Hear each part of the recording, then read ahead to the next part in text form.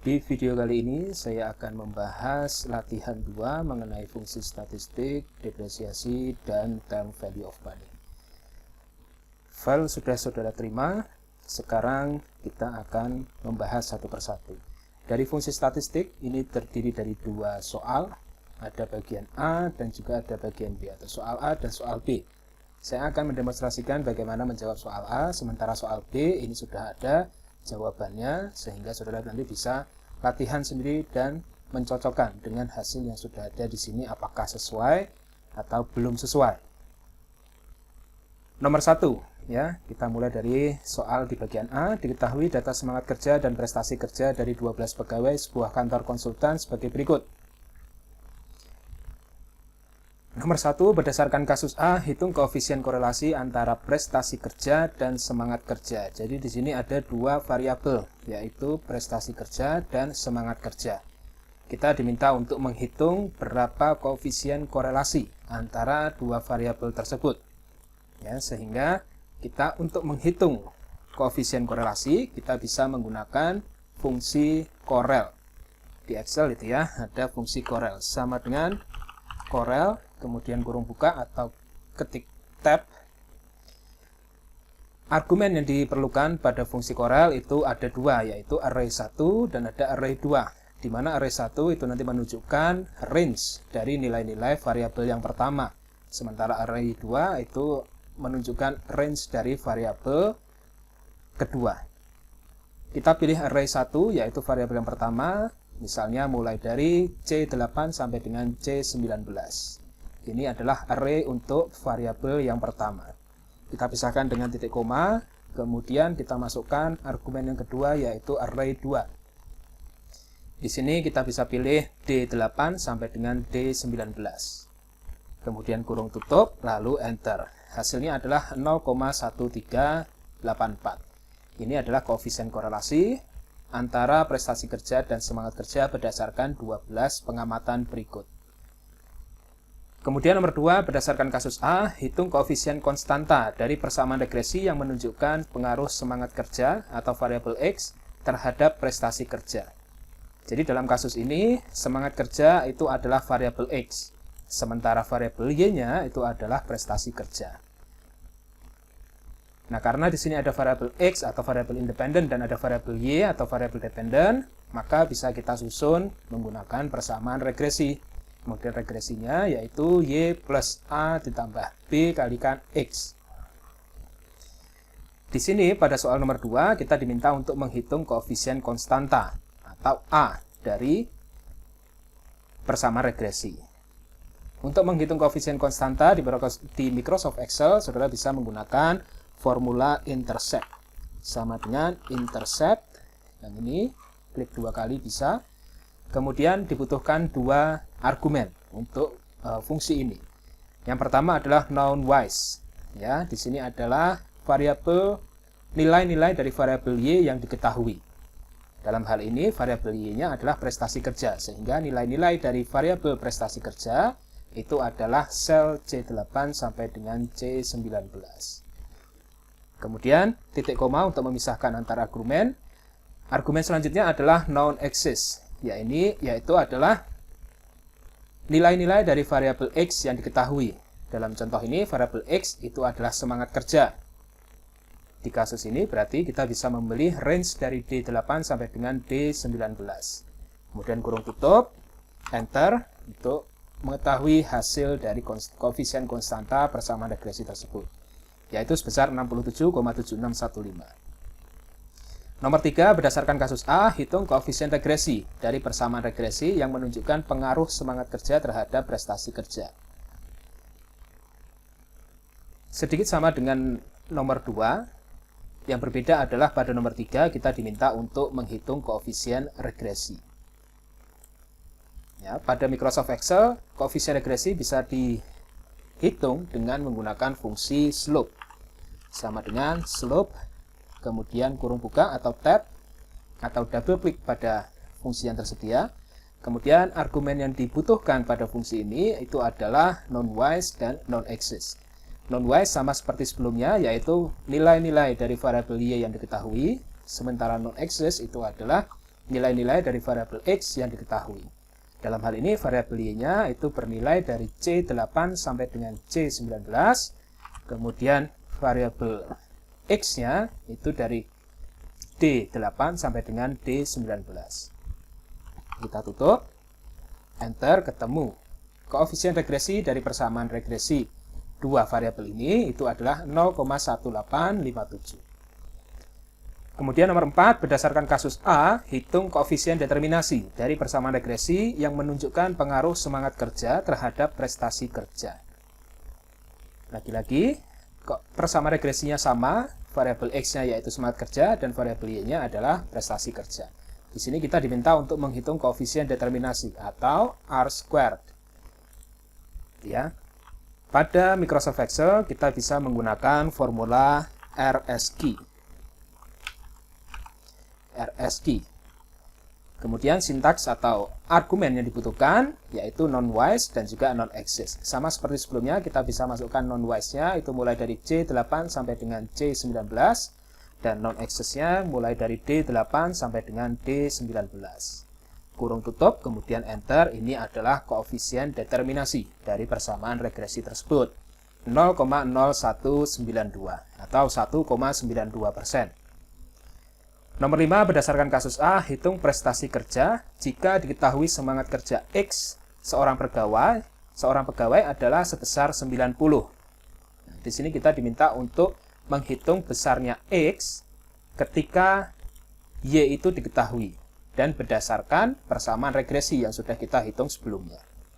Kita bisa saja menggunakan persamaan regresi seperti ini, yaitu kita menghitung semangat kerja ketika kita menghitung prestasi kerja ketika semangat kerja sama dengan 90. Berarti slope yang diketahui itu adalah koefisien konstanta 67,7615 ditambah dengan koefisien regresi 0,1857 dikalikan dengan 90, yaitu nilai X yang diketahui. Hasilnya adalah 84,4746. Tapi itu kita belum memanfaatkan fungsi yang ada di Microsoft Excel. Pada Microsoft Excel, kita bisa memanfaatkan fungsi trend untuk menyelesaikan kasus seperti ini. Saya hapus, kemudian saya masukkan fungsi trend sama dengan trend, kemudian kurung buka. Pada fungsi trend ini sedikit lebih banyak argumen yang harus dimasukkan. Yang pertama adalah non-wise, yaitu nilai dari variabel variabel Y yang diketahui. Dalam hal ini, nilai dari variabel Y yang diketahui itu adalah C8 sampai dengan C19. Ingat ya, variabel Y-nya di sini adalah prestasi kerja. Kemudian titik koma untuk memisahkan dengan argumen selanjutnya, yaitu non-axis. Di sini kita masukkan nilai-nilai dari variabel X yang diketahui. Kita bisa masukkan sel D8 hingga sel D19. Titik koma, kemudian argumen yang ketiga itu adalah new X. New X di sini adalah nilai X yang baru yang akan kita hitung berapa nilai Y-nya berdasarkan nilai X tersebut yang sudah diketahui tentunya ya.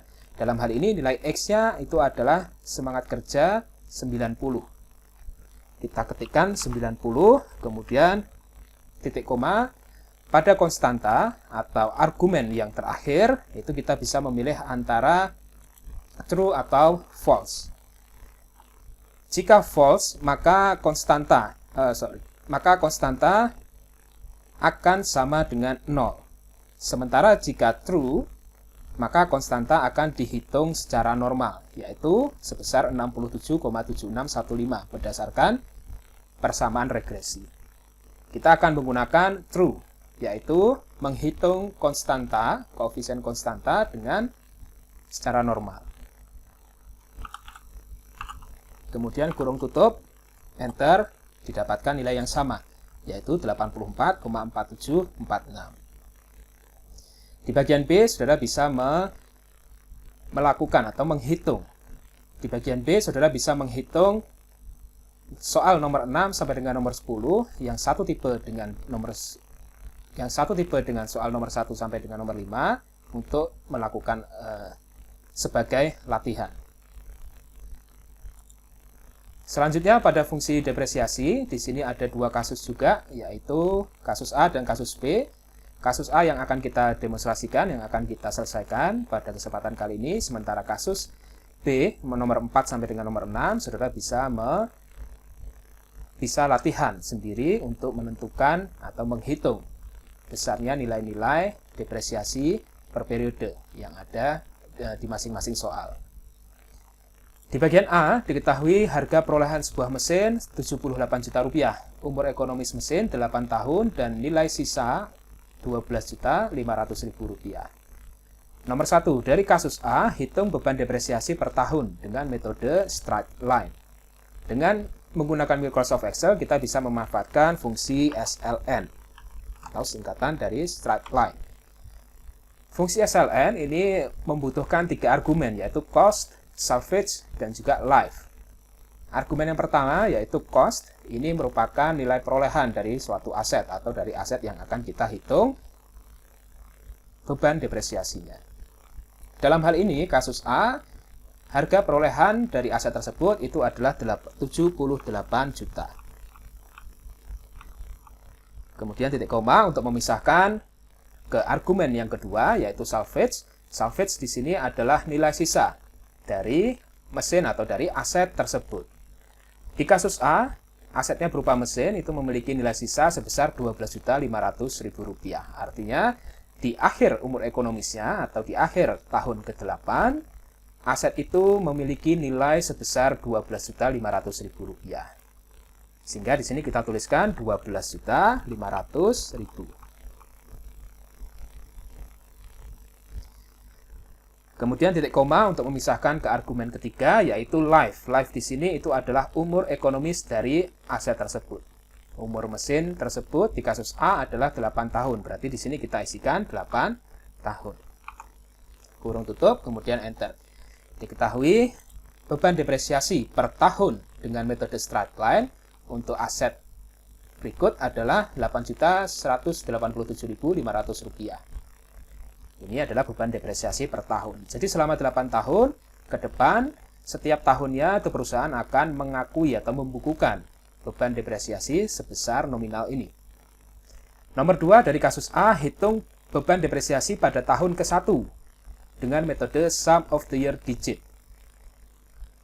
Metode depresiasi sum of the year digit kita bisa menggunakan fungsi SYD atau SYD di Microsoft Excel.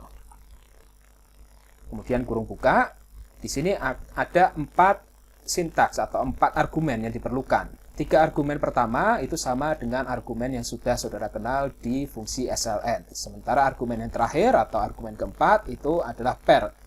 Yang dimaksud dengan per itu adalah periode. Periode di sini menunjukkan kita akan menghitung pada periode keberapa beban depresiasi yang akan kita hitung. Oke, kita masukkan cost. Argumen yang pertama yaitu cost, besarnya adalah 78 juta. Kemudian salvage-nya sebesar 12.500. Life-nya itu 8 tahun. Kemudian periodenya pada soal nomor 2 kita diminta untuk menghitung beban depresiasi pada tahun pertama, tahun ke-1. Berarti periode di sini kita isikan 1. Kurung tutup. Ketemu hasilnya adalah sebesar 14.555.555 rupiah. Nomor 3 dari kasus A, hitung beban depresiasi tahun ke-8 dengan metode double declining balance. Metode double declining balance method ini bisa kita hitung dengan Microsoft Excel itu dengan memanfaatkan fungsi DDB. Kemudian sintaks yang diperlukan itu ada 5. 1, 2, 3, 4, dan 5. 3 sintaks yang pertama itu merupakan sintaks yang sama dengan 2 fungsi sebelumnya. Kemudian ada sintaks period. Sintaks keempat atau argumen keempat yaitu menunjukkan pada periode berapa beban depresiasi tersebut akan dihitung. Kemudian pada argumen kelima yaitu vektor. Ini menunjukkan seberapa cepat beban depresiasi itu atau aset itu didepresiasi dalam umurnya. Semakin tinggi vektor ini berarti semakin cepat.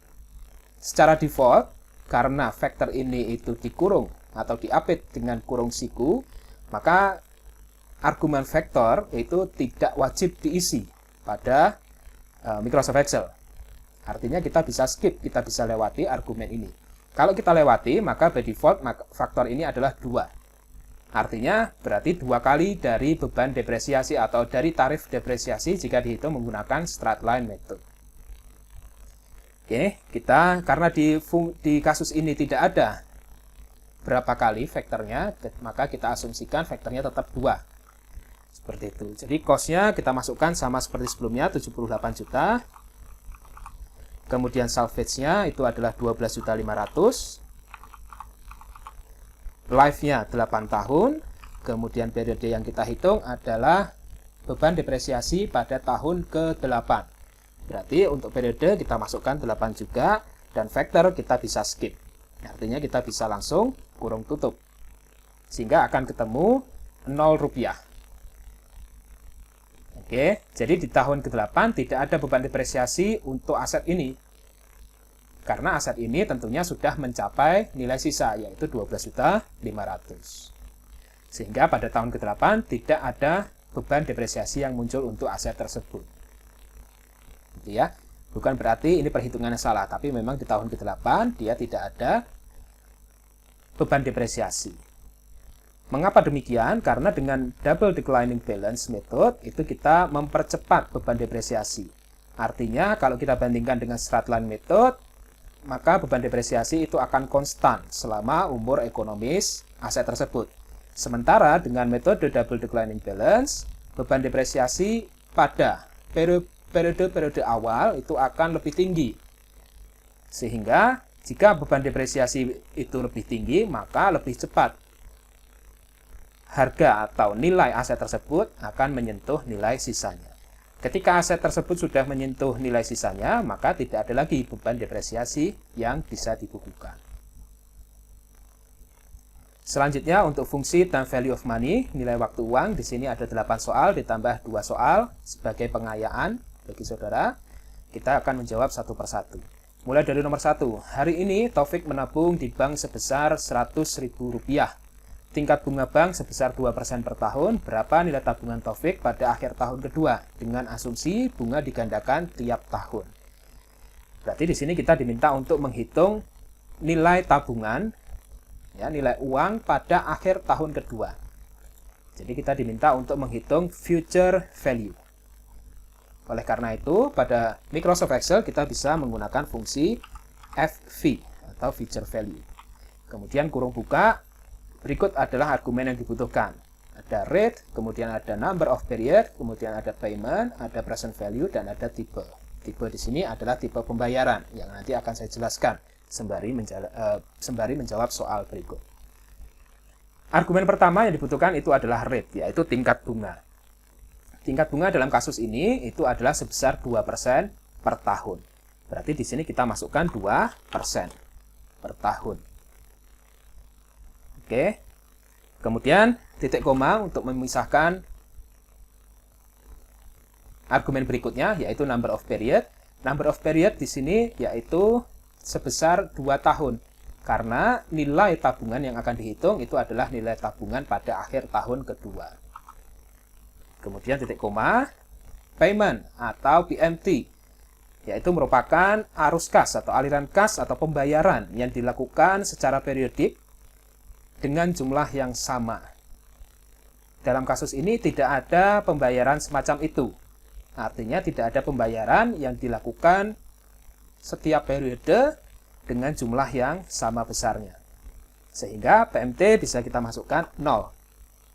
Selanjutnya pada argumen PV kita masukkan present value atau nilai sekarang dari uang Taufik yang ada di tabungan, yang ada di bank tadi.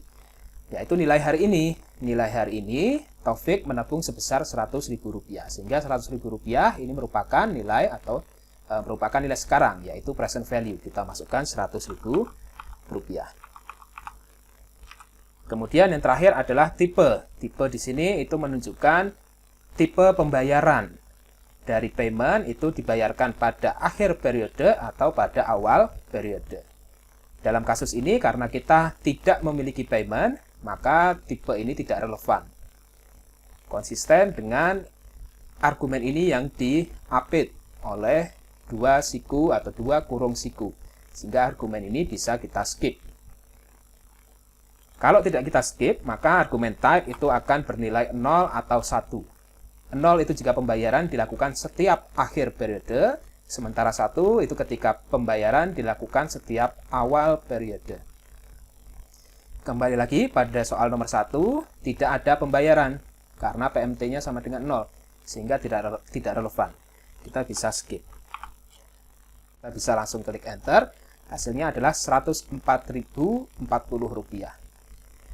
Saudara bisa memperhatikan di sini Rp104.040 atau hasilnya itu merupakan bilangan negatif. Ini terjadi karena kita memasukkan present value tadi dalam nilai positif.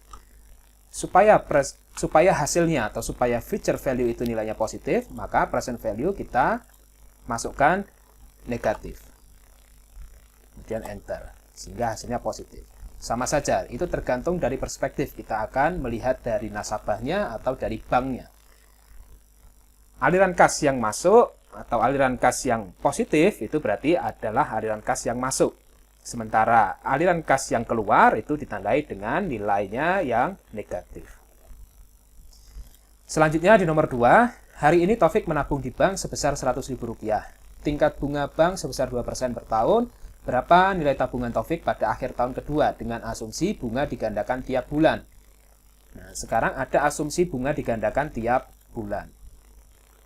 Jadi kurang lebih formula yang kita gunakan itu sama seperti pada formula nomor 1, yaitu menggunakan future value. Argumen yang digunakan juga kurang lebih sama. Perbedaannya adalah sekarang ditambah dengan asumsi bunga dibayarkan atau digandakan setiap bulan. Artinya 100.000 setelah 1 bulan berjalan itu akan mendapatkan bunga. Yaitu sebesar 2% dibagi dengan 12. Karena 2% di sini adalah tingkat bunga per tahun. Nah, oleh karena itu pada rate itu kita bisa masukkan tingkat bunganya adalah 2% dibagi dengan 12. Kenapa dibagi dengan 12? Karena 2% ini adalah tingkat bunga per tahun. Sementara 12 itu karena asumsinya bunga digandakan setiap bulan. Dalam 1 tahun ada 12 bulan. Sehingga dengan kata lain, tingkat bunga per bulannya itu adalah 2% dibagi 12 atau 0,167% per bulannya. Kemudian titik koma untuk masukkan number of period atau argumen yang kedua.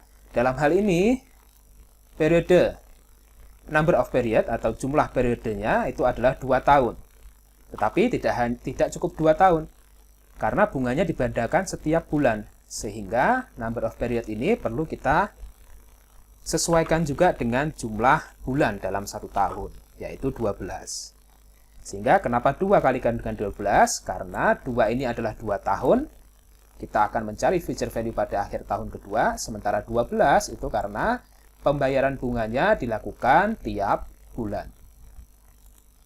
Kemudian titik koma untuk memasukkan PMT. Dalam hal ini tidak ada pembayaran atau tidak ada aliran kas ya, yang jumlahnya sama yang terjadi setiap periode, mulai dari periode 1 sampai dengan periode ke-24 dalam hal ini, bulan ke-24. Sehingga kita masukkan tetap 0.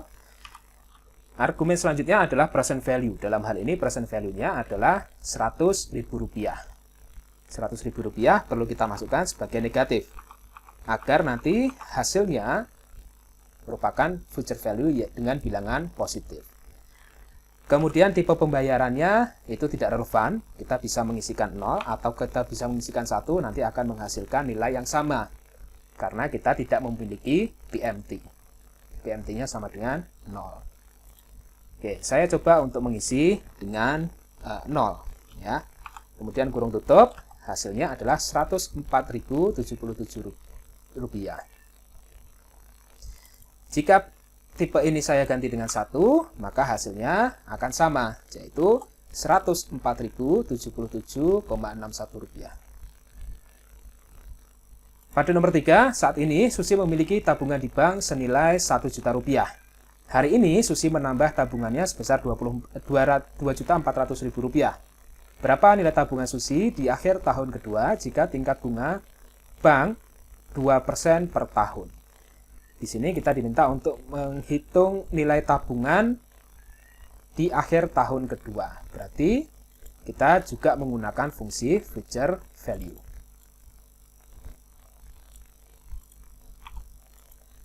Sama dengan FV, kemudian rate. Dari soal nomor 3 ini, tingkat bunganya adalah 2% per tahun. Kita tuliskan dulu 2%. 2% ini tidak ada keterangan. Bunga itu dibayarkan tiap bulan, atau tiap hari, atau tiap minggu. Sehingga kita asumsikan 2% itu dibayarkan setahun sekali. Sehingga cukup 2% saja. Kemudian number of period, di sini diminta untuk menghitung nilai tabungan Susi di akhir tahun kedua. Sehingga kita mulai dari 2, karena kita menghitung nilai di akhir tahun kedua. Kemudian kita cari apakah ada asumsi lain, yaitu pembayaran misalnya di setiap bulan, atau setiap 3 bulan, atau setiap 6 bulan, atau setiap tahun. Ternyata tidak ada pembayaran, karena baik 1 juta maupun 2.400.000 rupiah ini, itu merupakan nilai sekarang, nilai hari ini. Oke, sehingga payment-nya juga sebesar 0. Dan sekarang present value-nya. Present value di sini terdiri dari 2 nilai, yaitu 1 juta rupiah, tabungan yang sudah dimiliki Susi.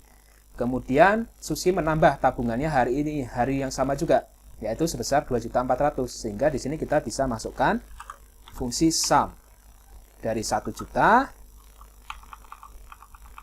dengan 2.400.000. Belum tutup. Jangan lupa, agar FV yang dihasilkan nanti itu bernilai positif, maka present value ini perlu kita beri nilai negatif depannya.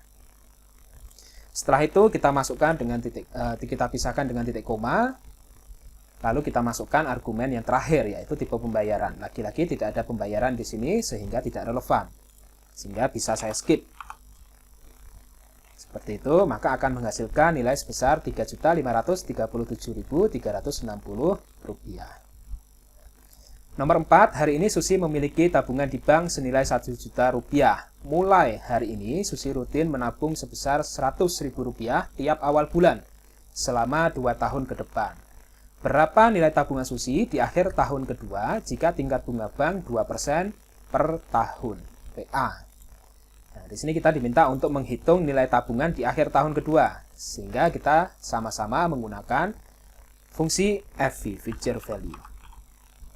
Dalam hal ini, rate yang berlaku itu adalah 2%, tingkat bunga per tahunnya adalah 2%, tapi kita harus lihat dulu di soal apakah ada keterangan angsuran, apakah ada keterangan penggandaan atau pembayaran bunga, dan lain sebagainya. Di soal nomor 2, itu ada angsuran, yaitu sebesar Rp100.000. Rp100.000 itu adalah angsuran atau payment. Ini adalah aliran kas dengan nominal yang sama yang terjadi rutin, periodik, setiap periodenya. Dalam hal ini, periodenya adalah tiap awal bulan. Tiap bulan dan di awal periode, di awal bulan, selama 24 tahun. Selama 2 tahun. Sehingga karena angsuran dibayar per bulan, kita perlu menyesuaikan tingkat bunga tahunan ini dengan tingkat bunga bulanan, yaitu kita bagi tingkat bunga tahunan dengan 12 bulan. Kemudian titik koma untuk memasukkan argumen yang kedua. Number of period dalam hal ini adalah 2 tahun periodenya. Akan tetapi pembayaran dilakukan tiap bulan, sehingga 2 tahun ini perlu kita sesuaikan lagi menjadi bulanan. 2 tahun dikalikan dengan 12 bulan dalam 1 tahun, atau 12 kali pembayaran dalam 1 tahun. Kemudian PMT, yaitu aliran kas periodik yang besarnya nominalnya sama, itu adalah sebesar Rp100.000. Dari perspektif Susi, Rp100.000 itu merupakan arus kas keluar. Sehingga setiap awal bulan Susi harus mengeluarkan uang dari kantongnya sebesar Rp100.000. Sehingga dimasukkan negatif Rp100.000. Titik koma, Lalu kita masukkan argumen yang keempat, yaitu present value. Dalam hal ini present value-nya yaitu 1 juta. 1 juta rupiah itu adalah tabungan yang sudah dimiliki Susi saat ini. Oke, jadi kita masukkan 1 juta rupiah. Ingat, 1 juta rupiah ini adalah tabungan yang sudah dimiliki Susi saat ini. Sehingga di sini kita juga memasukkan tanda negatif di depan 1 juta. Artinya uang keluar, aliran kas keluar dari perspektif Susi. Kemudian tipe pembayarannya. Nah, di sini baru relevan tipe pembayarannya. Tipe pembayaran ini, seperti yang bisa saudara lihat, itu diapit dengan kurung siku. Sehingga pada Microsoft Excel sebetulnya tipe ini tidak wajib diisi. Kalau tidak diisi, seperti yang sudah kita lakukan pada soal nomor 3 dan nomor 1, maka dianggap tipe itu adalah 0. Gitu. Tapi di sini kita tipenya belum tentu 0. Karena berdasarkan soal, itu angsuran atau payment itu dibayarkan setiap awal bulan. Sehingga dalam kasus nomor 4 ini kita bisa masukkan 1 untuk tipe pembayarannya. Kemudian kurung tutup, baru enter. Hasilnya adalah 3.491.420,91 rupiah. Nah, itu adalah nilai tabungan Susi di akhir tahun kedua dengan skenario seperti ini. Kemudian nomor 5, tahun depan Kevin harus membayar kos sebesar 15 juta rupiah. Berapa uang yang harus Kevin tabung hari ini agar mencapai nilai tersebut di akhir tahun? Asumsi tingkat bunga bank itu 3,5% per tahun. Di sini kita diminta untuk mencari uang yang harus ditabung hari ini. Atau dengan kata lain kita diminta untuk mencari present value. Sehingga kita bisa menggunakan fungsi PV, present value. Gitu. Oke, rate pada kasus nomor 5 itu adalah tingkat bunganya, yaitu 3,5% per tahun. Kita masukkan 3,5%. Di sini saya menggunakan titik karena memang pengaturan Excel-nya itu pemisah desimal adalah titik, bukan koma. Selanjutnya, titik koma untuk memasukkan sintaks berikutnya atau argumen berikutnya, yaitu number of period. Dalam hal ini, number of period itu hanya 1. Ya, karena tahun depan Kevin harus membayar kos. Sehingga kita hanya mengetahui nilai di tahun depan, yaitu tahun depan artinya Kevin harus punya uang 15 juta rupiah. Sehingga number periodnya adalah 1 periode aja, 1 tahun. Kemudian PMT di sini tidak ada, gitu ya, karena tidak ada aliran kas periodik yang besarnya nominalnya sama. Sehingga kita masukkan 0, kemudian future value. Nah, future value ini adalah 15 juta di soal ini. 15 juta ini itu adalah future value, karena 15 juta ini adalah uang yang dibutuhkan oleh Kevin di akhir tahun depan, atau 1 tahun dari sekarang. Sehingga kita bisa masukkan 15 juta rupiah. Kemudian tipenya, karena kita tidak memiliki payment, sehingga tipenya tidak relevan. Artinya bisa kita skip. Sehingga saya bisa langsung kurung tutup setelah 15 juta. Ini akan menghasilkan nilai negatif sebesar Rp14.492.753. Nah, ini bernilai negatif karena hari ini Kevin harus menabung sebesar Rp14.492.000 sekian rupiah. Agar pada 1 tahun mendatang itu nilainya menjadi 15 juta rupiah. Dan dia bisa membayar kos menggunakan tabungan ini. Di soal nomor 6, tahun depan Kevin membayar kos sebesar 15 juta rupiah. Berapa uang yang harus Kevin tabung setiap bulan agar mencapai nilai tersebut di akhir tahun ke-1. Di akhir tahun tersebut ya. Artinya di tahun yang sama. Asumsi tingkat bunga di bank itu adalah 3,5% per tahun.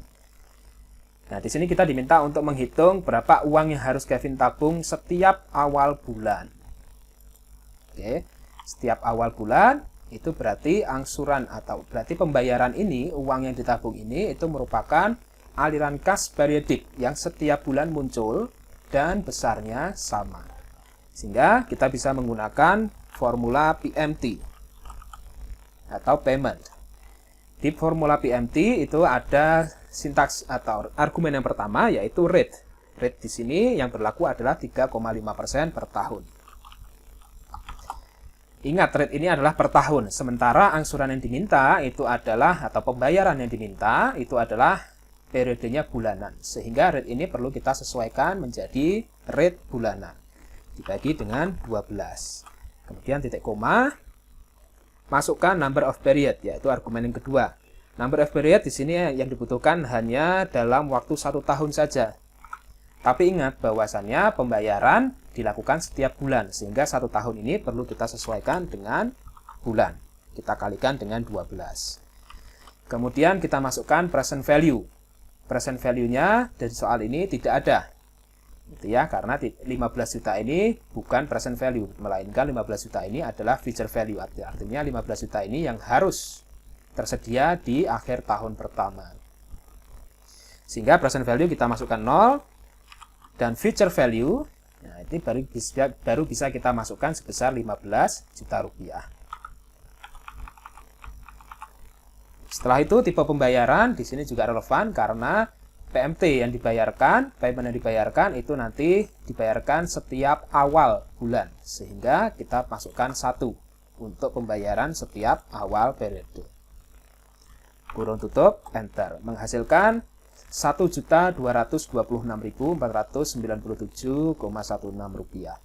Nah, ini adalah besarnya uang yang harus dikeluarkan oleh Kevin atau harus ditabung oleh Kevin agar di akhir tahun pertama itu terkumpul sebesar 15 juta rupiah. Sehingga dia bisa bayar kos-kosan. Selanjutnya nomor 7, PT Sukses Abadi membeli mesin seharga 100 juta rupiah secara kredit dengan jangka waktu kredit 3 tahun. Hitung angsuran tiap tahun jika tingkat bunga 8% per tahun dan angsuran dibayarkan tiap akhir tahun. Jadi di sini kita diminta untuk menghitung angsuran tiap tahun. Dan angsurannya dibayarkan tiap akhir tahun. Nah, oleh karena itu kita bisa menggunakan fungsi PMT di Excel. Rate yang kita masukkan di sini adalah tingkat bunga yang berlaku pada skema kredit ini, yaitu 8% per tahun. Kemudian kita cek apakah angsuran nanti dibayarkan tiap periodenya tiap tahun atau tiap bulan atau tiap 2 tahun sekali. Kebetulan di nomor 7 itu angsuran dibayarkan tiap tahun, sehingga 8% ini sudah betul. Jadi tidak perlu kita sesuaikan tingkat bunganya atau rate-nya dalam bulanan atau dalam mingguan dan sebagainya. Kemudian titik koma, masukkan argumen kedua, yaitu number of period. Dalam hal ini number of period-nya yaitu 3 tahun. Yaitu dengan kata lain jangka waktu kredit tersebut selama 3 tahun. Jadi kita masukkan 3. Dan kembali lagi, tidak perlu disesuaikan dengan jumlah bulan atau jumlah minggu dan lain sebagainya. Karena angsurannya dibayarkan tiap tahun. Setelah itu, argumen ketiga yaitu present value. Dalam hal ini, ada present value, yaitu sebesar 100 juta rupiah. Nah, karena 100 juta rupiah itu uang yang diterima oleh PT Sukses Abadi hari ini. Nah, sebagai gantinya, setelah menerima 100 juta hari ini, maka setiap tahun dia harus membayar angsuran selama 3 tahun ke depan. Ini yang akan kita hitung angsurannya. Nah, sehingga 100 juta ini adalah present value, yaitu 100 juta rupiah. 100 juta rupiah, ya, sudah betul ya. Kemudian titik koma untuk memasukkan argumen yang keempat, yaitu future value. Future value dalam hal ini tidak ada. Oke, karena 100 juta rupiah yang diterima pada hari ini, itu di akhir tahun ketiga, itu nilainya harus 0. Berarti 100 jutanya sudah lunas, terbayarkan seluruhnya. Sehingga future value kita masukkan 0, dan tipenya kita masukkan, kita cek lagi di soal, yaitu angsuran tiap tahun, dibayarkan tiap akhir tahun, sehingga di sini kita bisa masukkan 0, yaitu untuk end of the period. Kemudian kurung tutup. Maka dihasilkan atau hasilnya adalah 38.353.351,4 rupiah. Nah, ini adalah angsuran yang harus dibayarkan oleh PT Sukses Abadi setiap tahunnya sampai 3 tahun mendatang. Ya, 3 kali pembayaran, itu masing-masing pembayaran adalah 38 juta sekian rupiah ini. Untuk mengaksur mesin seharga 100 juta rupiah. Nomor 8, Bapak Kemal membeli mobil seharga 400 juta rupiah secara kredit dengan tingkat bunga 18% per tahun. Jangka waktu kredit 5 tahun tanpa DP atau tanpa uang muka. Hitung angsuran tiap bulan jika angsuran dibayarkan tiap awal bulan. Ya, kita diminta untuk menghitung angsuran tiap bulan dan dibayarkan tiap awal bulan. Nah, sehingga kita kalau mau menghitung angsuran, kita bisa menggunakan fungsi PMT. Rate yang berlaku pada nomor 8 itu adalah 18%.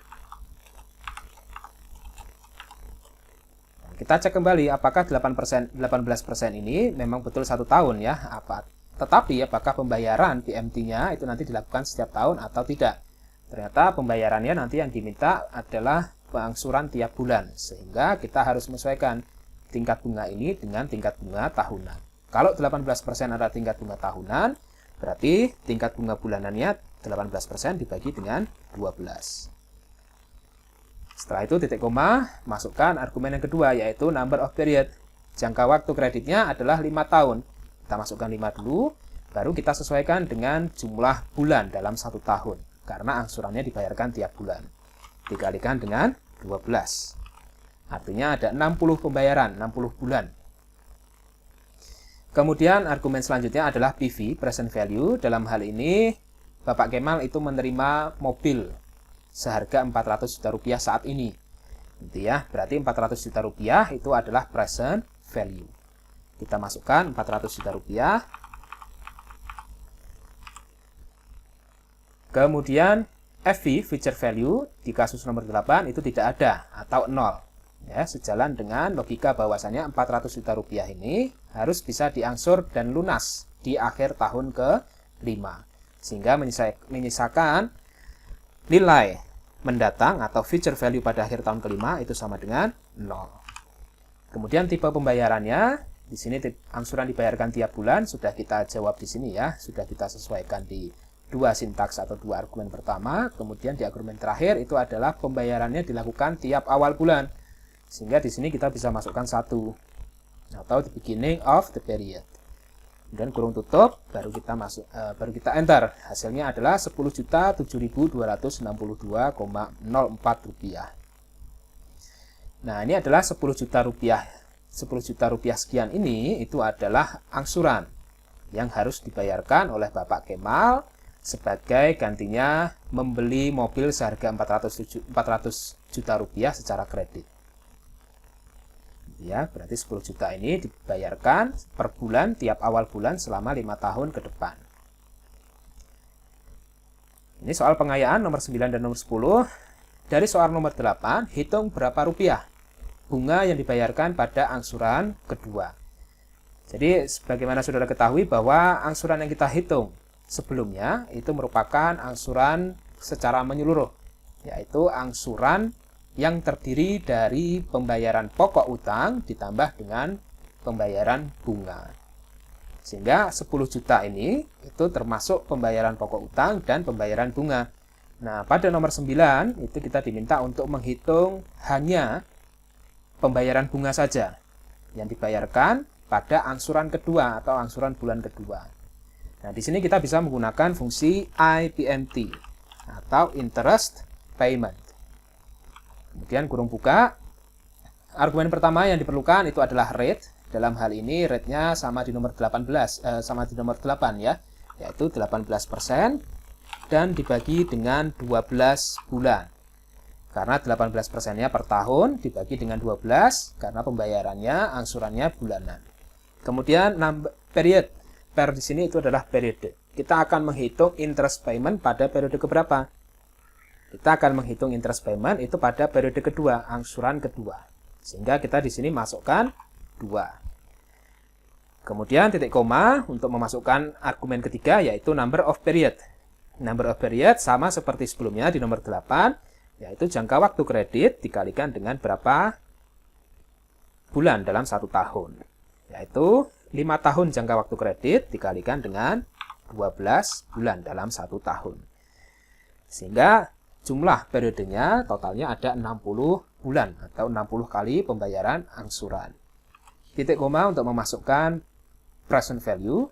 Sama seperti soal nomor 8, present value-nya itu adalah 400 juta.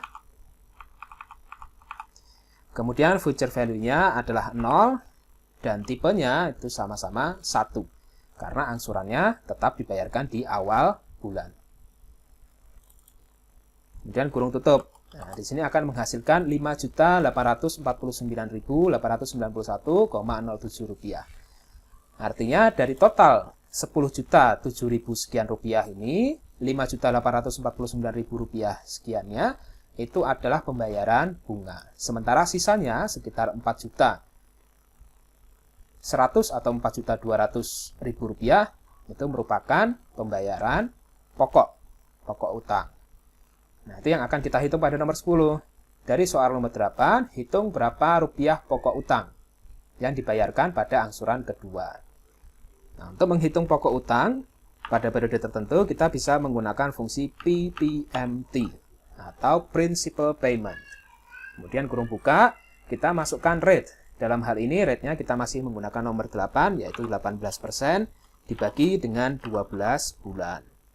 Kemudian periodenya di nomor 10, kita diminta untuk menghitung rupiah pokok utang yang dibayarkan pada angsuran kedua, sehingga periodenya juga 2.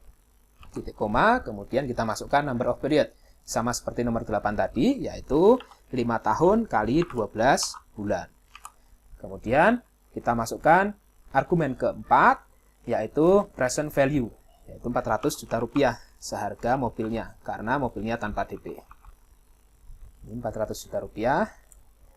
Oke, kemudian kita masukkan future value-nya itu sama dengan 0, artinya 400 juta rupiah di akhir tahun kelima itu harus lunas. Dan tipe pembayarannya kita masukkan 1, karena pembayarannya di tiap awal periode atau tiap awal bulan. Kurung tutup, hasilnya adalah Rp4.157.370,97 rupiah. Oke, nah tadi saya sampaikan bahwasannya angsuran Rp10.007.000 ini itu merupakan penjumlahan dari angsuran atau pembayaran bunga ditambah dengan pembayaran pokok utang. Nah, sehingga kalau kita jumlahkan kedua nilai ini, yang atas itu adalah pembayaran bunga, yang bawah pembayaran pokok utang, maka kita harusnya menemukan jumlah yang sama dengan Rp10.007.000 ini. Kita jumlahkan kedua sel ini, hasilnya sama dengan Rp10.007.262,04.